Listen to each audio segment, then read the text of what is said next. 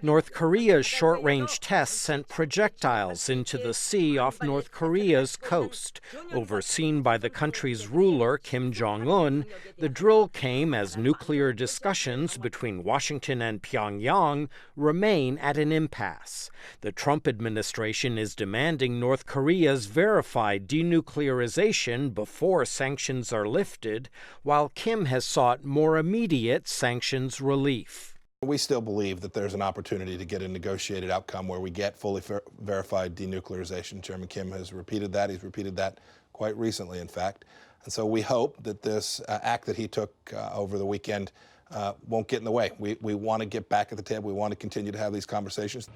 Others appear far more alarmed by the tests. The chairman of the Senate Foreign Relations Subcommittee on East Asia, Republican Cory Gardner, urged even more crippling sanctions on the North Korean maniac, adding the United States must ramp up maximum pressure if we are to peacefully achieve the goal of the complete, verifiable, and irreversible denuclearization of the Korean Peninsula.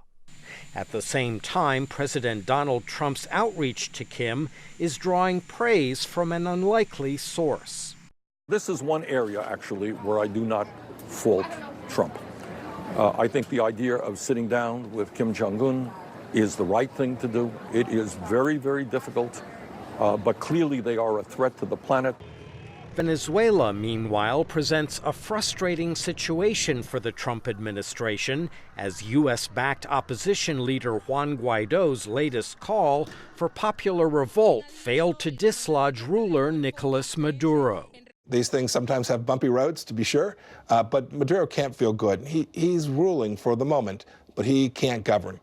The president has a full-scale set of options, diplomatic options, political options, options with our allies, and then ultimately a set of options that would involve use of U.S. military. We're preparing those for him so that when the situation arises, we're not flat-footed.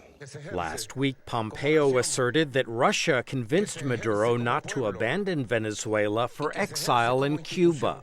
Days later, after a telephone conversation with Russian President Vladimir Putin, Trump said that Putin is not looking to get involved in Venezuela and that he and Putin share a desire to see something positive happen for the South American nation.